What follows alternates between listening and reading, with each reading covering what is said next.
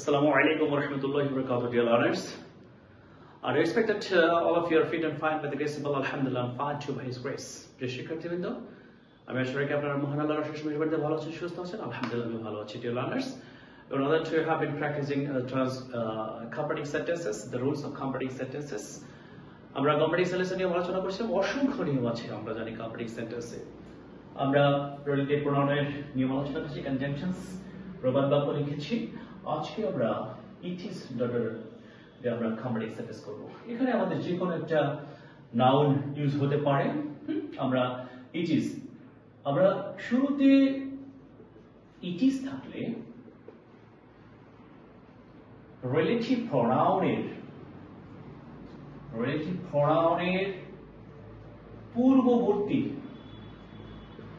Subject অনুযায়ী verb হবে।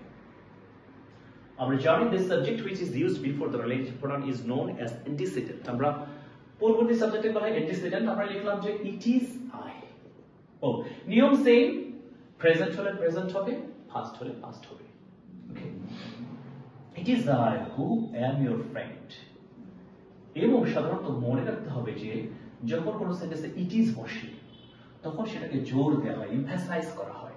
এটা অর্থ হচ্ছে আমি তোমার বন্ধু,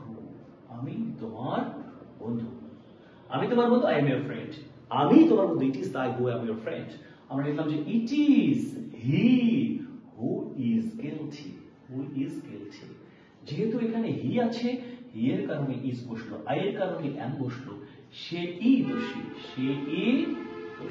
আমরা লিখলাম যে it is you who are my enemy। ইউ এর কারণে কি বসলো? আর বসলো। তুমি আমার শত্রু। আমরা প্রেজেন্ট টেন্সে দিলাম। আমরা যদি প্রেজেন্ট পারফেক্ট টেন্স দিই, আমি লিখলাম যে it is he who has done the work। তাহলে এই যে সাবজেক্টটা who এর পূর্বে ইউ, he, who এর পূর্বে he, who এর পূর্বে I, who এর পূর্বে he, এটা হচ্ছে antecedent। এটা বলে antecedent। আমরা জানি antecedent অনুযায়ী আমাদেরকে verb ইউজ করতে হয়। এই antecedentটা হচ্ছে I এর কারণে am, এখানে he এর কারণে কি বসে? has বসেছে। এর অর্থ কি? সে এই কাজটি করেছে। ওকে, তাহলে আমরা এরকম যদি থাকে যে it is health, যেহেতু এটা বস্তু এই জন্য কি লিখবো? which is wealth। স্বাস্থ্যই সম্পদ। আমরা জানি না সিম্পল হচ্ছে health is wealth, স্বাস্থ্যই সম্পদ। আমরা লিখব it is honesty which is the best policy। Simple হচ্ছে honesty is the best policy। it is education which is the backbone of a nation। the simple হচ্ছে education is the backbone of a nation। okay, আমরা লিখলাম it is 1952 when the language movement takes place। আমরা simple হচ্ছে Bangladesh the language movement takes place in 1952। ওকে, তাহলে এখানে আমাদের বস্তুর কারণে হুইচ বসলো, ব্যক্তির কারণে হি কি বলে হু বসলো। ঠিক আছে, this is the place বা it is the place where I was born। এখানে প্লেসের কারণে where বসলো। তাহলে আমাদের নিয়মটা কি? যদি রিলেটিভ প্রোনাউন থাকে পূর্ববর্তী সাবজেক্ট অনুযায়ী ভার্ব বসবে, এটা বলে অ্যান্টিসিডেন্ট। আই এর কারণে am বসলো, he এর কারণে is বসলো, you এর কারণে are বসলো, আবার এখানে has বসেছে। যদি থাকতো আমি কাজটি করেছি, it is I who have done the work। তুমি কাজটি করেছো, it is you who have done the work। এখানে he এর কারণে এখানে has বসেছে। it is mobile phone which is a great invention of modern science। okay, it is Dr. Muhammad Yunus who is the founder of Grameen Bank। it is Makkah where Hazrat Muhammad sallallahu alaihi wasallam was born। it is Hazrat Muhammad sallallahu alaihi wasallam who is the last prophet of Islam। okay, আমরা আজকে it is দিয়ে শিখলাম। it is হচ্ছে এরপরে যে subject থাকবে সেই অনুযায়ী ভার্ব বসবে এবং রিলেটিভ প্রোনাউনের পূর্ববর্তী সাবজেক্টে বলবে অ্যান্টিসিডেন্ট। আমাদের I হলে হবে am, he হলে হবে is, you হলে হবে are, এবং প্রেজেন্ট পারফেক্ট টেন্স হলে হবে I এর সাথে have, we এর সাথে have, থার্ড পারসনে বলবে has। আমাদেরকে ইন্ডিকেট করে দিতে হবে এবং জোর দেওয়া হয় যে আমি it is I, তুমি it is you, সেই it is he, আমি দোষী it is I who am guilty, তুমি দোষী it is you who are guilty, সেই দোষী it is he who is guilty। ওকে, আমরা আমরা রিলেটিভ প্রনাউনের বিভিন্ন ব্যবহারে আমরা কম্পারেটিভ সেন্টেন্স আমরা শিখছি। এগুলো আমরা we have to practice more and more, আমাদের এগুলো অনুশীলন করতে হবে from model questions, from test papers, then inshallah our problems will be over.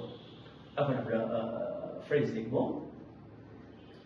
আমরা লিখেছিলাম কল আপ মানে স্মরণ করা, কল ইন মানে ডাকা, call to mind, bring to mind মানে স্মরণ করা।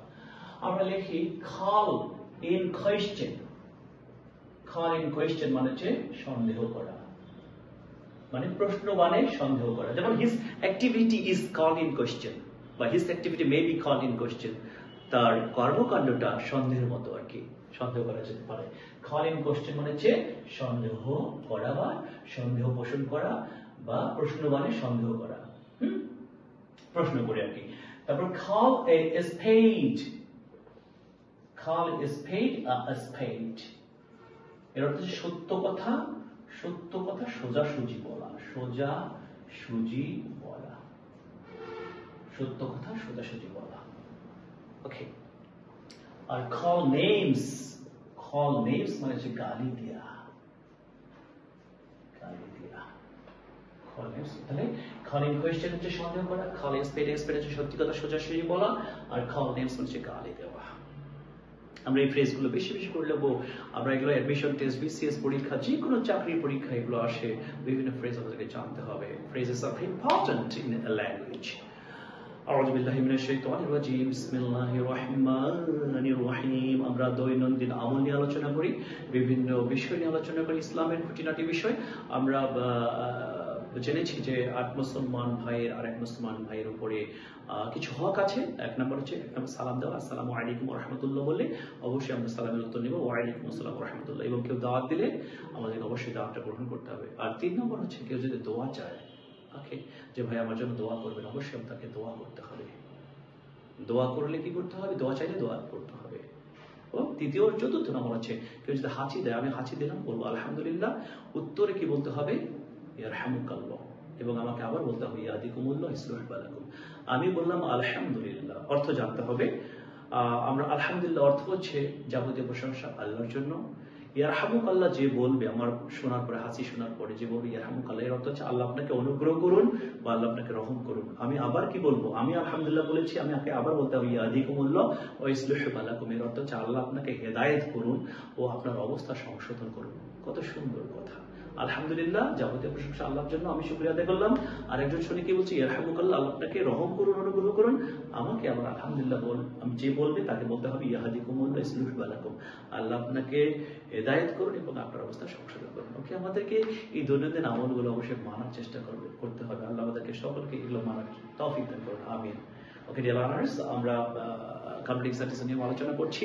অসংখ্য নিয়ম আছে, এগুলো সুন্দর করে আমরা শিখবো ইনশাআল্লাহ, যাতে পরবর্তীতে কোনো সমস্যা না হয়। ডিটেলস শিখবো আমরা সবকিছু। আপনারা ক্লাসগুলো ভালো মতো দেখবেন, পুরো ক্লাসটা দেখবেন যাতে বুঝতে পারেন।